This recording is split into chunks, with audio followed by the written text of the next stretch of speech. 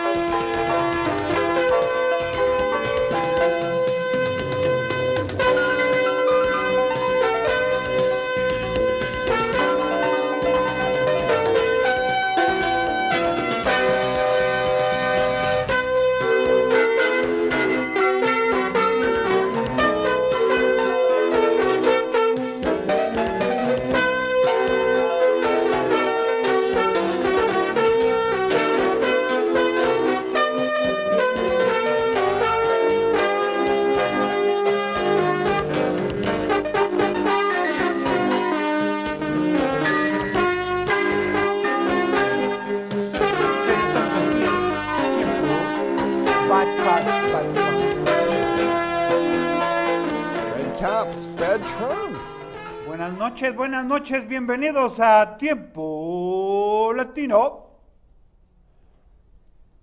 Bad cops, bad Trump? How you turn off this, Chris, this computer? Bad cops, bad Trump. Welcome to OSE Can You See, the Tiempo Latino version of OSE Can You See. Here we are. It is the 6th of March, and this is CTV, and it is also Tiempo Latino with Pablo Bello, your ever apparent host here. And I'm Mark Zapotowski, who is sometimes apparent. And we're here to talk about bad cops and bad Trump. Pues sí, bienvenidos a Tiempo Latino con su conductor Pablo Bello y su co-conductor Mark Zapotowski. Marcy, ¿cómo estás, Mark? Sí. Muy bien. Bueno, vamos a hablar hoy de unos incidentes que han sucedido aquí en la comunidad latina.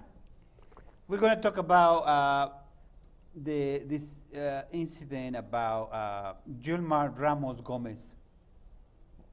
Él es un ex marine de los Estados Unidos que fue detenido por el Servicio de Inmigración, Immigration Customs and Enforcement.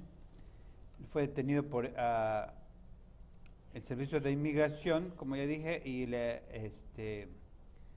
Migración y Aduanas de los Estados Unidos.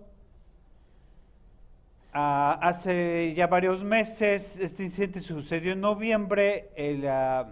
Él es un marino que sufre de el síndrome del estrés postraumático.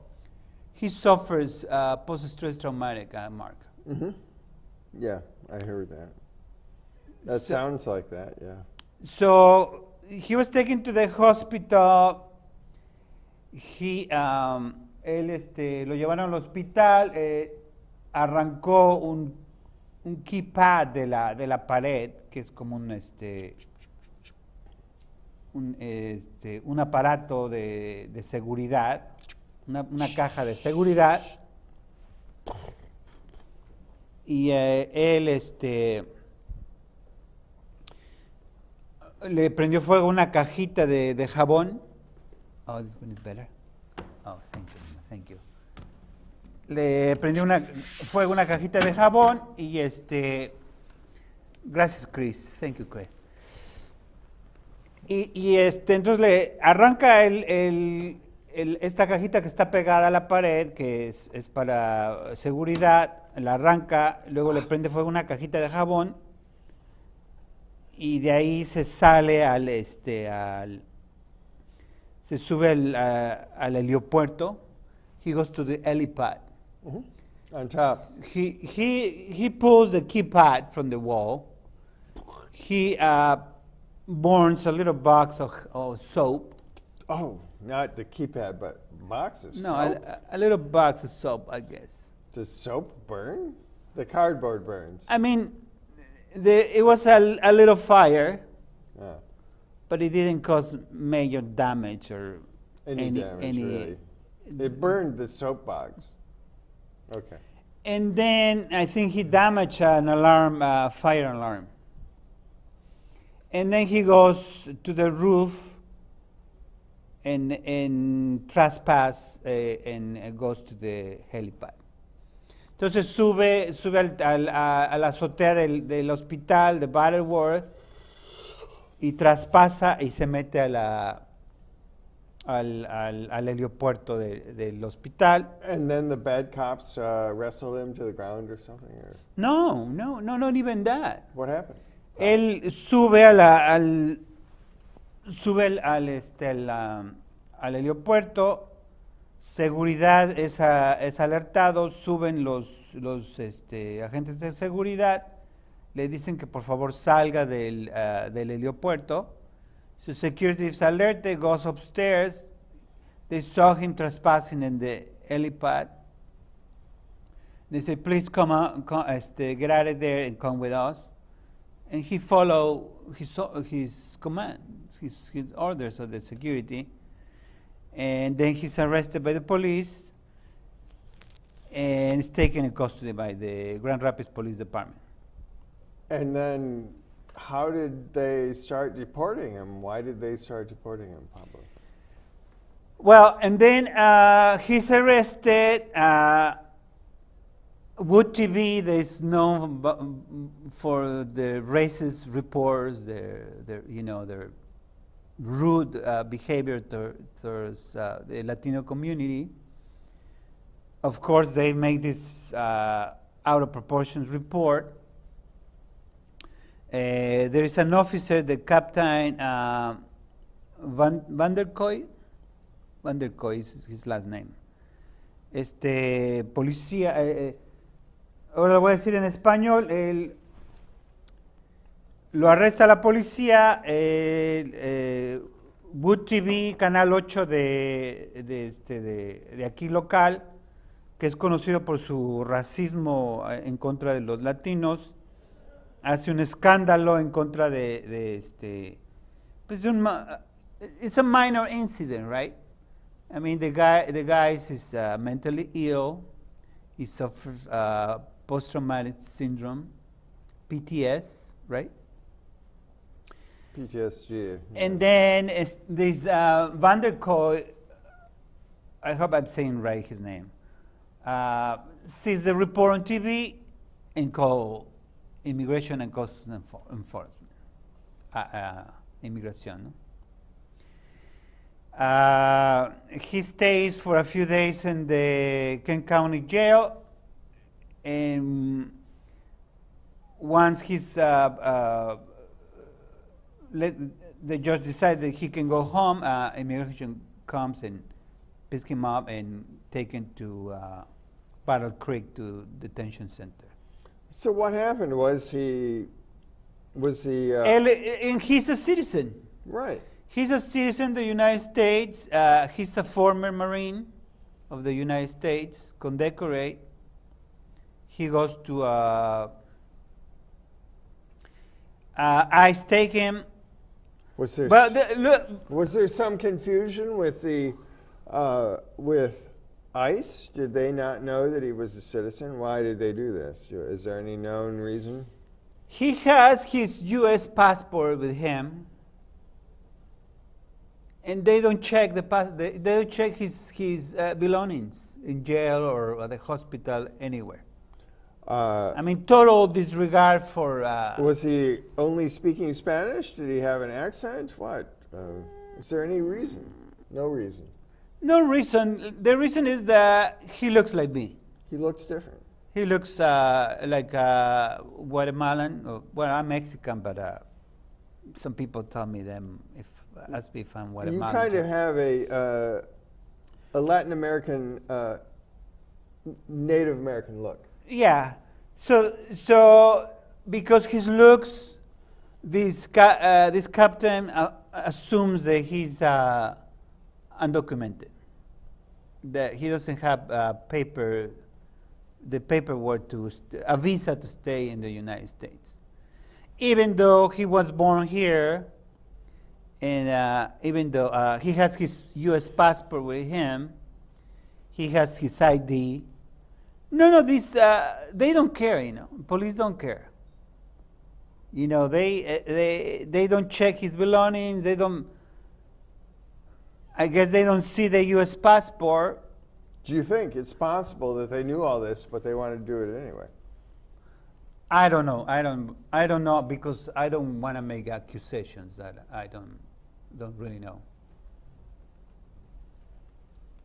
But I want to say that this is racism. Well, Why? it could have been ignorance, Why? or it could have been racist. Why a captain from the police department, Grand Rapids Police Department, calls ICE on a mentally ill patient?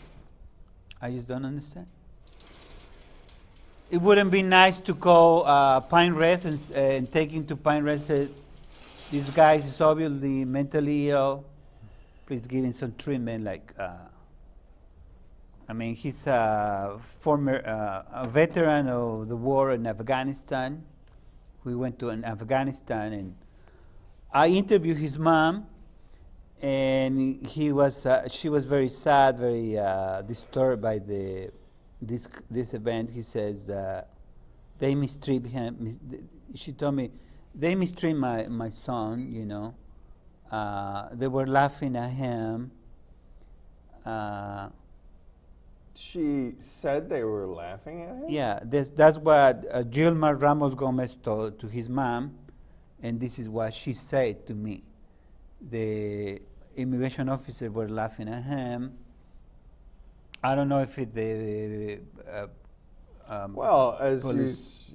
So he's in a deranged state. He's having troubles, and they were laughing at him. And they don't believe him. I don't understand if a patient in the hospital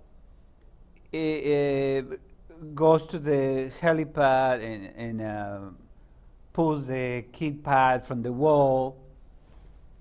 I mean, he's obviously it's a mentally ill patient, right? Sure. So why are they laughing at him? I don't understand. Because of Trump. Because Trump says, Well, obviously, this is racism, and this is discrimination. This is racism, and you can hide these facts. There is a police report. I hope the people can read this is a public record. The mayor, the Kent County commissioners, the city commissioners can read this report if they don't believe me what I'm saying. Because there is a police report. Everything what I'm saying is in this police report. I'm not trying to accuse anybody or trying to invent things. Well, I don't think an incident like this would have taken place 3 or 4 years ago. I think it's because Trump is in office, and Trump promotes a way of looking at things, and Trump makes the 69% of the population, of which much smaller percentage of that group supports him, think of themselves as like going extinct or something, and they want to turn everything into racial terms. And so they see a person who is having mental duress, and they want to see it as, oh, he's a Mexican, he's a crazy Mexican, we have to deport him, because they're looking at things from a racial perspective. No? Well, I don't understand the behavior of these policemen, and I don't understand why they trying to defend this guy. You know, he obviously make a mistake. It would be nicer if he comes to the public and apologize to the Latino community and to this family. Well, they say that he apologized already to the family. Did he? But I don't know if it's true, but that's what they told me. But I mean, why they don't come up and say, well, we made a mistake, you know? We made a mistake. I shouldn't have called ICE. I should have researched who was this guy. Have there been calls for an apology?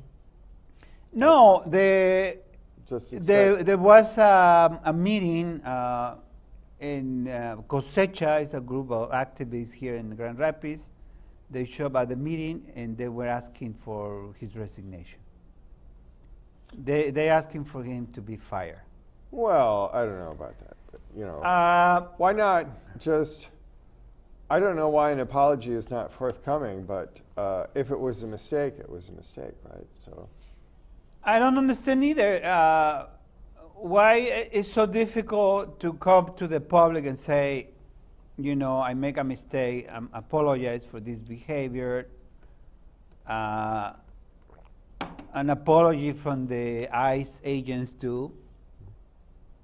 And you know, like, well, it makes it sound like it's on purpose. It makes it sound like harassment of the community. And I mean, that's what you're implying. That's what I see from the way you perceive it, and many people perceive it.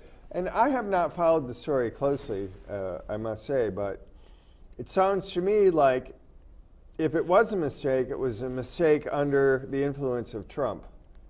You know, Trump makes mistakes like this more likely to happen because immediately a lot of non-Latino Americans are going to be going, oh, you know, crazy person, maybe a terrorist, a Mexican, you know, that kind of thing. Well, I don't understand, like, what's going on? Like, I mean, like, why What? it's allowed this kind of mistakes in the police department, Grand Rapids Police Department? I mean, this kind of behavior, you know, like, oh, I saw this guy on the TV, I'm calling eyes on him, you know? No research, no. I can tell you why, because Trump is out there saying liars, rapists, thieves, criminals, you know, terrorists are coming over the border. And he says that every time he talks about the border. He's talking about liars, criminals, terrorists. We know there are 15,000 terrorists came across the border, and it has no basis in reality. Anything he says has no basis in reality, you know. And that's why, because it's the President of the United States. So at the smallest granular level, I don't think that we can necessarily entirely blame this one guy. We have to get rid of the person at the top. Trump is the greatest danger that we face, actually. This has to be Trump's funeral urn. It has to be his socialist funeral urn right here with Frank's socialist rose and our GRTV funeral urn. We could put Trump's political ashes in that urn and drop it in Lake Michigan, and that could be the end of it. And that would be great. And a lot of these things would go away as long as you would get rid of this Russian agent who's in the middle of American society to tear American society apart. You have a Russian agent, a mole, who's there to destroy our society. And most of Republicans are out to just support anything he says, because they actually have become, most Republicans have become enemies of the United States. they have become so radical that they're opposed to the founding principles of the United States. It almost seems that way to me. So I think Republicans should look at themselves, and they should look at Trump and realize who they are and who they are not in this case. And I think that that's what the police officers should do, is look at who they are and who they are not. And this is a scandal, Mark. Yes, of course it is. Now, there was another meeting last night with the mayor. I think it was the Kent County Commissioners. And these former cops show up at the meeting and try to defend this guy. I mean, this is ridiculous. Esto es, voy a decirlo en español ahorita, lo que estamos hablando Mark y yo. Hablamos del incidente de Gilmar Ramos Gómez, que es un ex marino de los Estados Unidos, fue arrestado por ICE, por la policía del Departamento de Policía de Grand Rapids. El policía, el capitán Vanderkoy, llamó a ICE sin siquiera investigar quién es Gilmar Ramos Gómez. Él es ciudadano de los Estados Unidos, lo llama a ICE para que empiecen los procedimientos para deportarlo. Finalmente él sale libre gracias a su abogado, Richard Kessler. Richard Kessler is his lawyer. Él es puesto en libertad y empieza una investigación de la Asociación Americana de Libertades Civiles.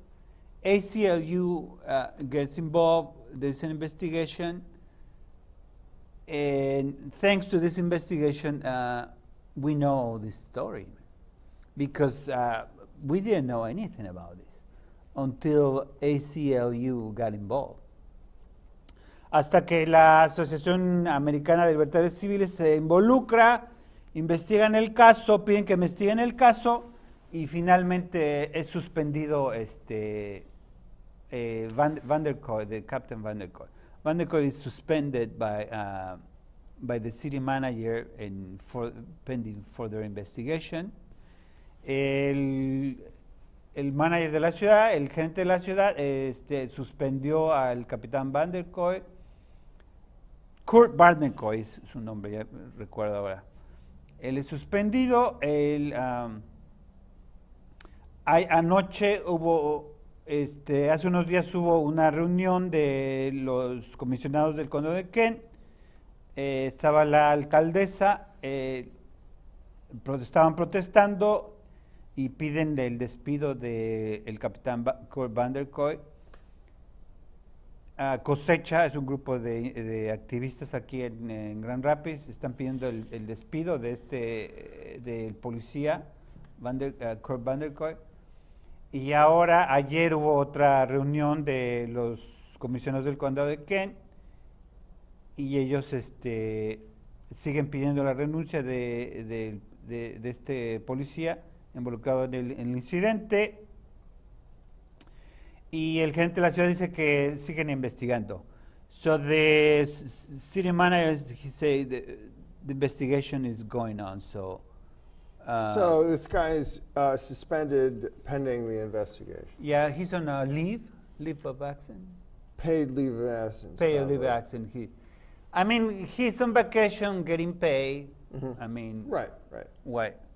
You know, it's got to be very confusing to many people. Lo peor del caso, Mark, es que esta persona, hay policías que fueron a la reunión a decir que to defend this guy, ¿no? A defender a este policía, ¿no?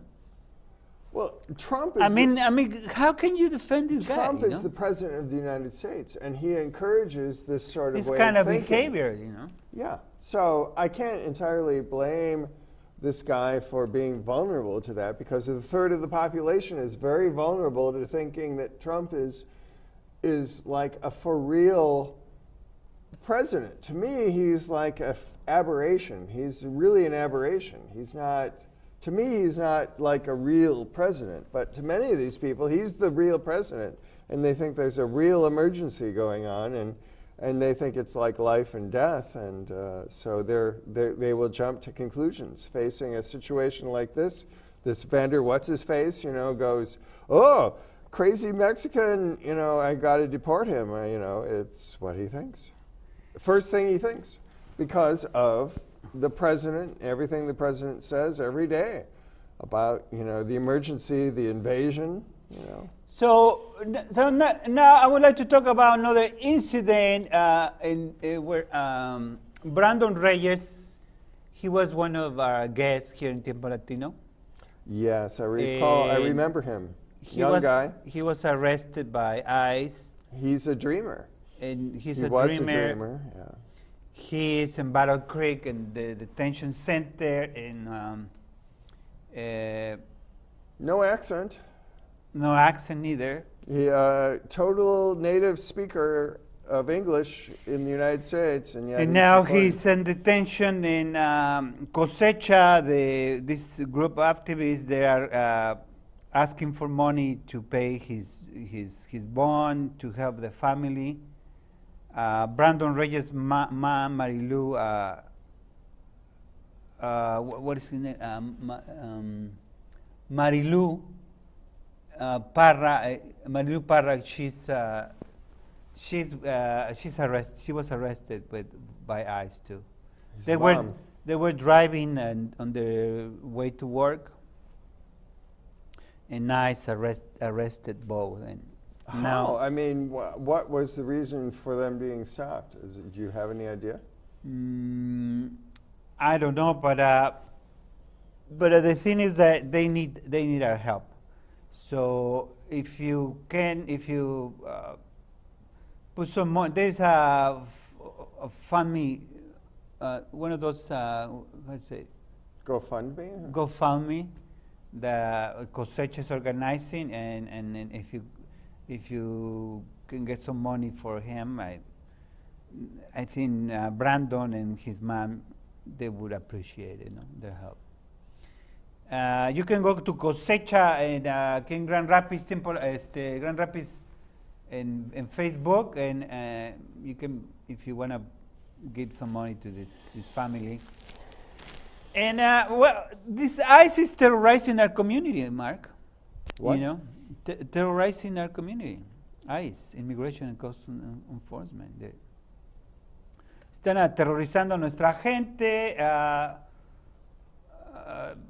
Imagínense, la gente tiene que salir a trabajar. People has to drive to go to work, and you never know when the police is going to stop you. And the Grand Rapids police is working with ICE, so they stop you and they ask you for your documents. You don't show your proper documents, they call ICE on you. That's the tragedy the Latino community is living right now. Well, and let's go to a worst topic, Mark. What do you think, Trumpy? Well, I do think that it's gotten to the point where from now on we're going to be seeing Trump become more and more erratic. He's going to look crazier and crazier.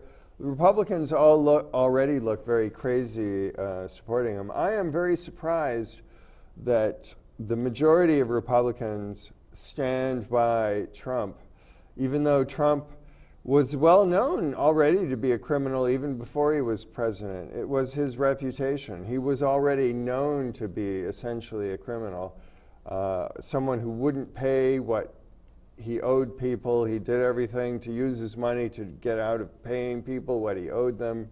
Now Trump is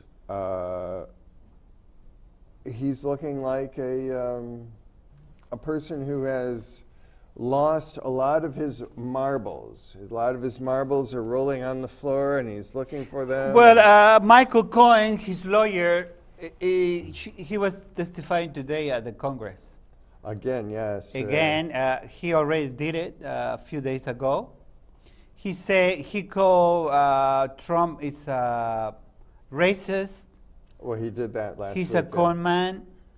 And he's what was the other adjective he used?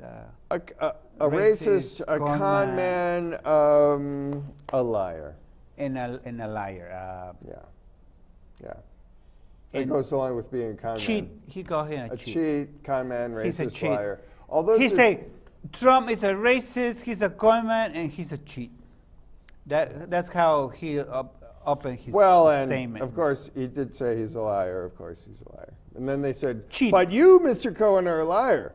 And he's like, yeah, I'm a liar, but I lied to defend Trump, which is what you're doing. And he warned all these Republicans. He said, I was doing what you're doing right now. Defending this guy, and look at me where I am. He's going. Michael Cohen is the former lawyer of Trump. He's going to jail. Cohen is going to jail for defending Trump, lying about what the crimes were that Trump did.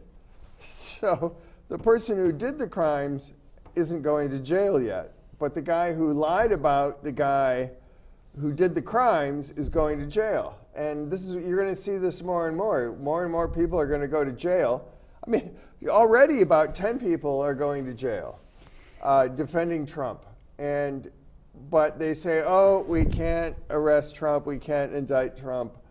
Well, Trump needs to be impeached, but they're reluctant to do it because so many Republicans they have not started to abandon him.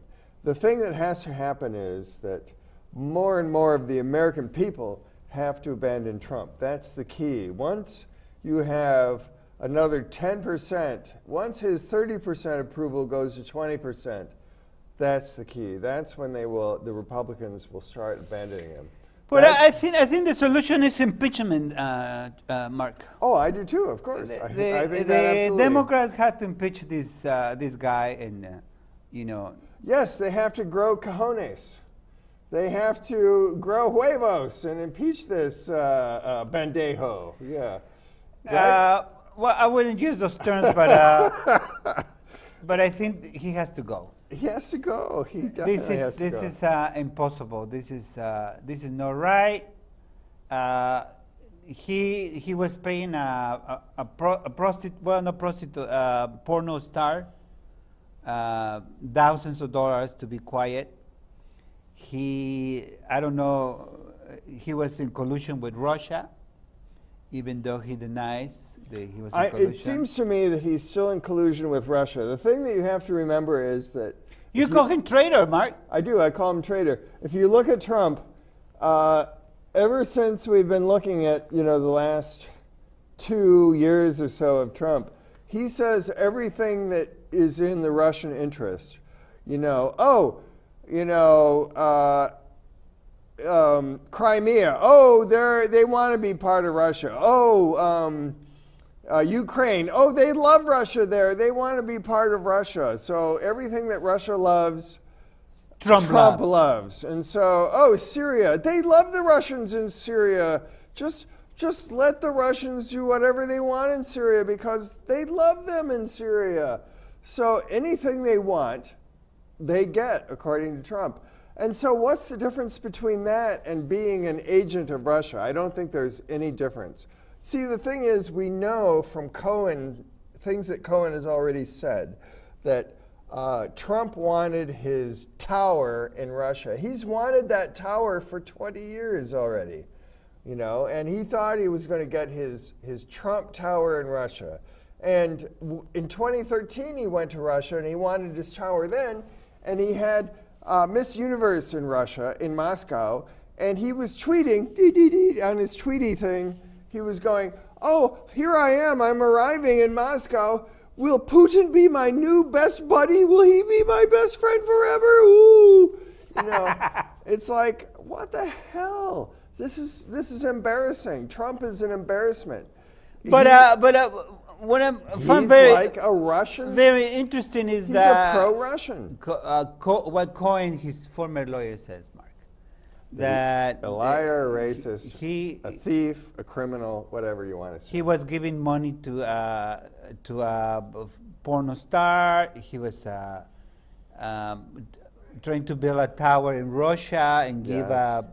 a whole floor to a penthouse to Putin, Putin. where he could swim with the penthouse playmates. His yes. And inauguration. the Miss Universe people. Woo. His inauguration, he was stealing money from the federal government. Like he overcharged like everyone, even Oh. though Trump, he's a con man. I mean, according to the documentation now, Trump in 2007, he bought a mansion in New York State, okay, in Westchester County, and it was called Seven Springs, and it was worth $4 million.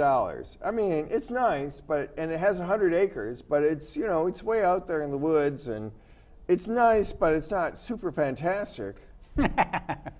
It looks really great from the front, but it's really thin, so anyway, it's not all that fantastic. But anyway, by 2017, in 2016, it was worth $20 million. Then in 2017, he said it was worth $213 million. And then it went back down to like $8 million or $20 million. So this is a disaster, Mark. It was fraud. So he was doing asset fraud in order to get a loan from the bank. He was saying, these are my assets, and suddenly his thing that he bought for $4 million 10 years before became worth $217 million. And then the next year it went back down to, like $200 million less, than what he had said the year before. Well, I would like to open a parenthesis and talk a little bit about more immigrants are coming to United States. And I think this is a humanitarian crisis, Mark. So, Pablo, why are they coming to the United States? You should explain. Because there is too much violence and poverty in Honduras, Guatemala, El Salvador. Central America is like dying, and like there are tons of gang members killing people. There is poverty, and I think the U.S. is responsible for this crisis. And why is that? Because in the 80s, they were sending money to kill activists and peasants and dissidents, political dissidents. They were tortured and killed by their own people, but with the money from the United States. Well, Reagan sent millions of dollars to the Contras, millions of dollars to Honduras, to the oligarchy to kill people there. Mm-hmm. And now we have this poverty and corruption drowning, people is drowning in Central America because there are no jobs. A few jobs that are available they are controlled by these families. They control practically the whole country, all the countries, and they don't allow people to thrive and to do well. Well, basically, I would say that and what is worse, Mexico is paying the price, Well, because now Mexico is flooded with those immigrants. They can't get into the U.S., they're staying in Mexico. They stay in Tijuana at the border, in all these borders along the U.S. border and Mexican border. And the Mexicans, I mean, there is a lot of solidarity from the Mexican people towards Hondurans and Salvadorians and Guatemalans.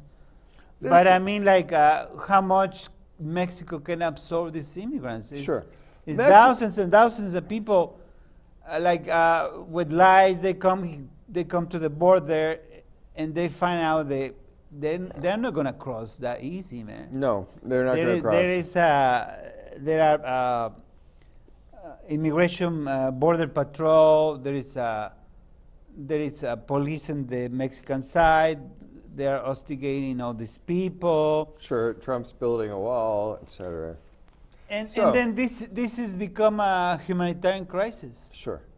I think that what that how I would explain it is that in the 80s, Reagan and then later, the Bush administrations into the 90s, and what they did was they were supporting right-wing governments, basically fascist governments, who were oppressing basically native people in Central America.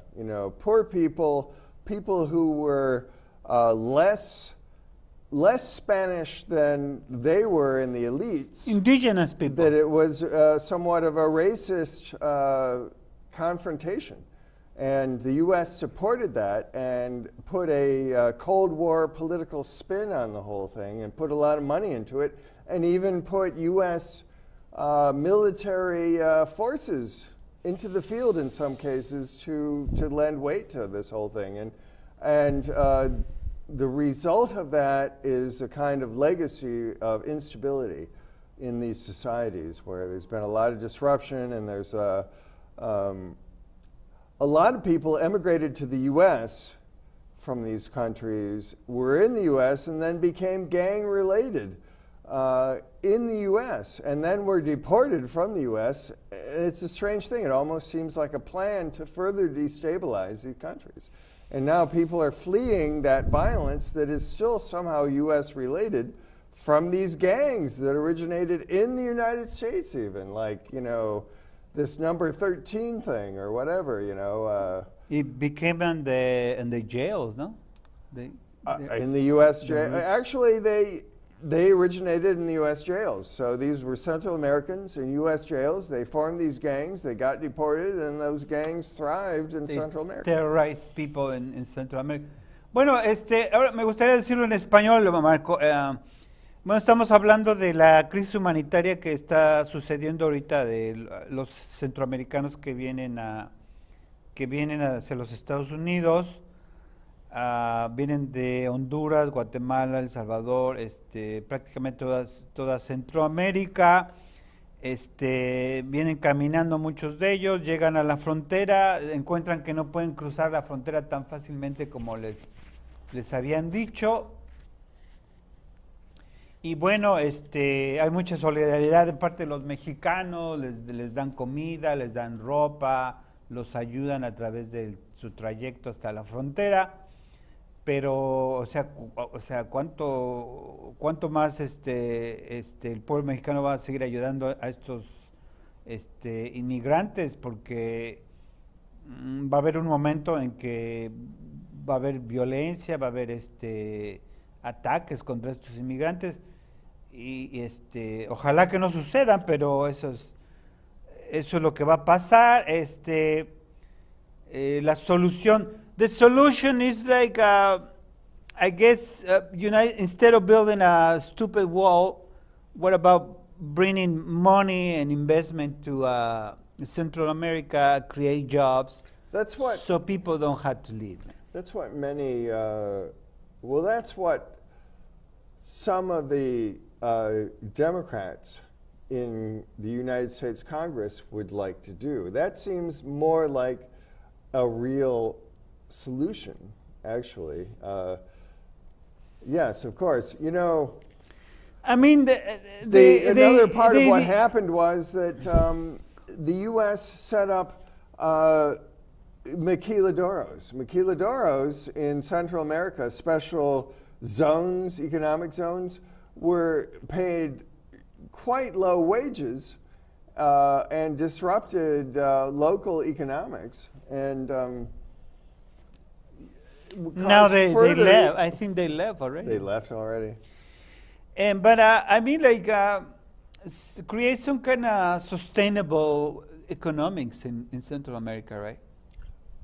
And that's what the Mexican president is proposing, this solution. Of course. Let's try to create jobs in Central America. Sure. So people don't have to leave their country, Yeah, I mean, I don't think people want. I mean, why would you? They are escaping poverty. You're escaping poverty. Escaping violence and poverty.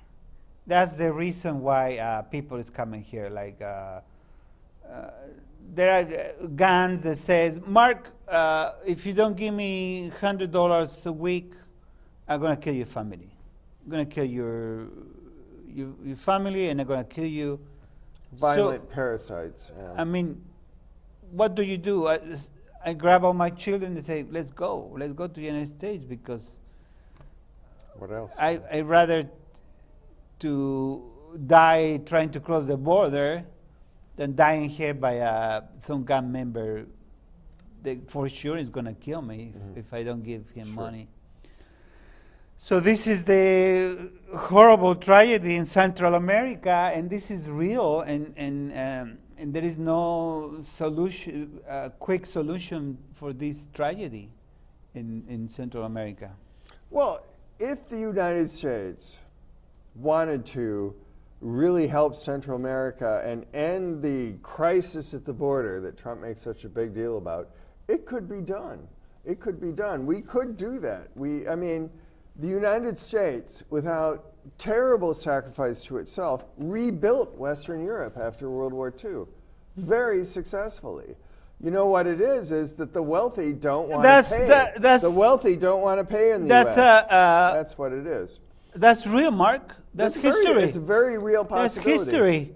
It's very real. I mean, history. United States had the resources to. It has more resources now than it did then, even. To help Central America and alleviate this humanitarian crisis. The United States has enough wealth and resources to help perhaps most of the world. And ultimately, I mean, the U.S. could rebuild the world itself if we were humanitarian. But we are under the influence of a selfish ethic, you know, a kind of ethos that says that that's not the way you do it. The way to do it is to be selfish. And that's not the way we always were in the United States. We were better than this before. We really were. Déjenme mencionar algo muy importante que acaba de decir Mark relacionado con la crisis en Centroamérica.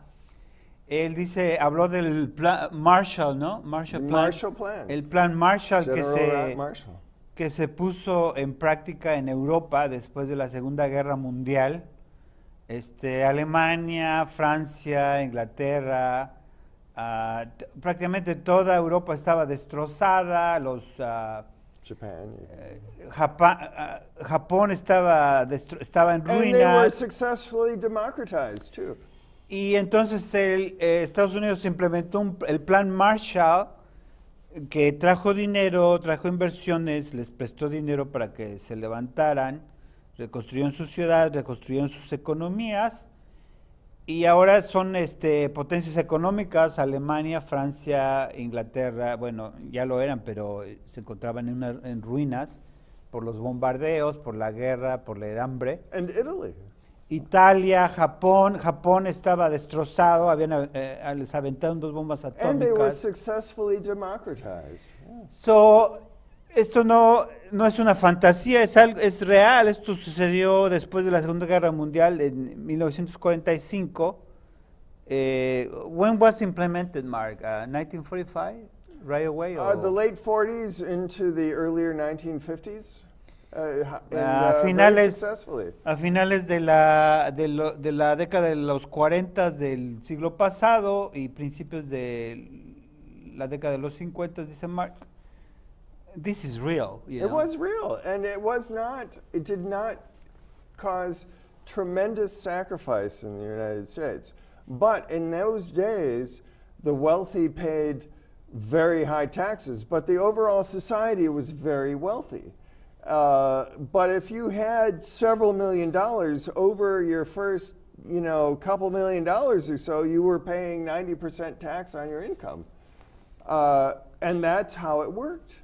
From the 30s all the way through to the 70s, the earlier 70s, the tax was Now we have the governor who wants to tax 45 cents on the gallon of gas. I mean, that's crazy, That's regressive tax. I would call that would be a tax that affects people of lower income more than upper income, because it's affecting everybody. Instead of taxing the Voss, the Myers, the Walmart, The boss.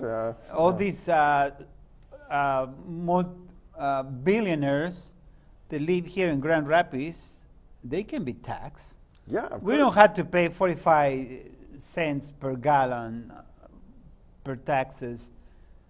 The people, you know. Well, I would pay 45 cents per gallon tax if they would pay 90% tax on their wealth over their first $10 million in income per year in order to completely transform the economy into a green economy where we would end the climate, change, where we would Mark, begin to I mean, do all there's these things that we people need like to do. surviving right now in Michigan, like making $10 per hour or less than $10 per hour, and 45 cents per gallon is just insane.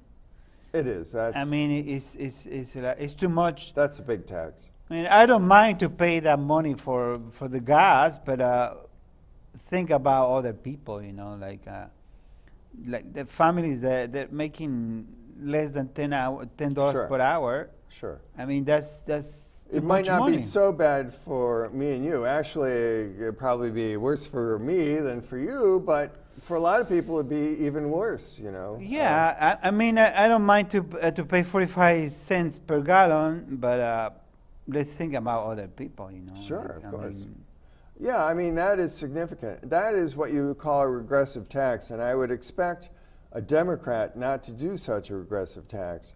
We need to be, I mean, Alexandria Ocasio-Cortez is talking about the, 80% over your first 2 million or something tax, and that's the way kind it of has thing to. that we need. That's the way it has to do. Yeah, They tax the absolutely. billionaires, tax the Dubos, tax the Myers, I tax think if the we Walton family. if we can get rid of, and it's very important to get rid of Trump, because if we don't get rid of Trump, we could be facing the end of the American Republic. We could be in the position of the Roman Republic, where we start pretending that we're a republic, but actually we're a kind of dictatorship. And that could happen. But if we can get away from that, I think that we will go in the other direction again, because things have to balance. And the balance now is that we need to go into more of a communitarian, more of a socialist direction, because we've gone so far the other way. We've transferred so much wealth from the lower classes to the upper classes. One way you did that was by unemploying huge numbers of working Americans and making them work shit jobs. I was watching this morning. And transfer that wealth CNN to the wealthy by transferring those jobs to China. They're closing a plant in GM plant in Ohio. Thousands of people without a job. They're going to open that plant in China, probably. I mean that's criminal. You would think, yeah. That's criminal because Ohio is struggling with there are no jobs there. Well, And if Michigan's struggling more than Ohio. I'll always tell you that. Well, here in Michigan, the same story. The Ford was gonna close a plant in Trenton, I think, in Michigan, here in Michigan, and so this is the story all over the country. Yeah, I know. The GM that was bailed by the U.S. government now is taking their jobs to China. It's been called, and I don't think this is an exaggeration. And there are two things that you could say. One is that people have said that the most fantastic transfer of wealth in human history was from the middle class to the upper class in American society over the past 30 years. But you could also say the most fantastic transfer of wealth was from the U.S. and the Western world in general, but especially the U.S., to China was the most fantastic transfer of wealth in history. But both are true. What happened was the low-wage jobs were invented in China, and middle-class jobs were deflated in the U.S., and that was the transfer of wealth. So both things are true. The jobs disappeared in the U.S., they went to China, and that drove all economic classes downward in the U.S., except for the very upper classes were buoyed far above the froth of everything else on the top of a surface of something that no one imagined would be there before. And that has been an absolute social disaster. I don't think that you can have those sorts of transfers of wealth and maintain your political stability. And that's what we see with Trump. Trump represents the fantastic political destabilization of the United States to the point where you can have a person who's essentially an agent of Russia being president of the United States, and it doesn't even bother the average Republican. They go, yay, he's white. I mean, what the hell is that? That's craziness. Well, That's we're almost leaving, Mark. We have 6 minutes to. This is Tiempo Latino. Esto es Tiempo Latino, un programa para la comunidad latina del oeste de Michigan y por supuesto para el público en general. Gracias, Marco. Gracias por venir al programa aquí, Tiempo Latino. We've got more time than you think, Pablo. Y bueno, me estoy despidiendo. I'm saying goodbye before the time comes. Okay. But Yeah. gracias. We talk about this incident, this creating chaos in the Latino community. One of the Trump disaster. The point of the iceberg in the Latino community, ICE, Immigration and Customs Enforcement, is terrorizing our community, taking away parents, mothers, sisters, brothers. Están llevándose a la gente, no les importa, muchos de ellos simplemente por no traer licencia de manejo. Esta es una tragedia. Ojalá que esto parara, ojalá que la gente se organizara y parara este terrorismo de Estado que estamos sufriendo aquí de parte de ICE. Únase a cosecha, apóyelos, ellos están logrando cosas importantes. Ellos fueron capaces de denunciar este incidente tan penoso de Gilmar Ramos Gómez, el ex infante de Marina de los Estados Unidos, que fue arrestado por ICE, y ahora están pidiendo su renuncia del oficial que llamó al Servicio de Inmigración y Aduanas. Y bueno, pues ojalá y se resuelva este problema, se lleve a cabo una investigación y se encuentren a los responsables de tan penoso incidente. Y ojalá que se mejoren las relaciones entre la comunidad latina y la policía de Grand Rapids. Ojalá que nos podamos sentar con los policías a hablar y discutir y decirles, bueno, deja de llamar a ICE en contra nuestra y todos contentos, ¿no? Well, I'm talking about the incident of Gilmar Ramos Gomez, the former Marine of the United States. I would like to, we would like to sit down with the police and tell them, stop calling ICE on the Latinos. You know, these families work very hard. They want a future like the police want.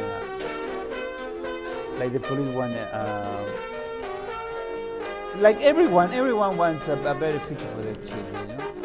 Everyone want to have a family, want to be able to go to work without the fear of being stopped by the police and then deported because you don't have a driver's license or a visa. Many of these people have like 10, 20 years already in the country. They pay taxes. Besides that, anyone who's been to Afghanistan can go crazy. So we are leaving now. Adiós. Gracias, Marco. Gracias, Pablo. By cops, bad Trump. Malos policías, maldito Trump. Bad Trump. Bueno, gracias, Marco, gracias por haber venido al show. Aquí está la urna de Trump. Esa es de Ashes, ¿no? Trump. Frank? This is a urn for Trump's political ashes, topped by Frank, one of our producers. Thank you, Socialist roses. Here. Thank you, Frank, is helping in the cameras, helping with the audio. Thank you, Frank. Thank you for making us possible. Este es Tiempo Latino, un programa dentro de CTV, nuestro programa. Mark es el director ejecutivo de CTV. We have the very slow motion version of the scroll. Información sobre lo que es CTV, lo que es Tiempo Latino. Tiempo Latino comulga con las ideas de CTV y por eso hacemos este programa juntos. Thank you, Marco.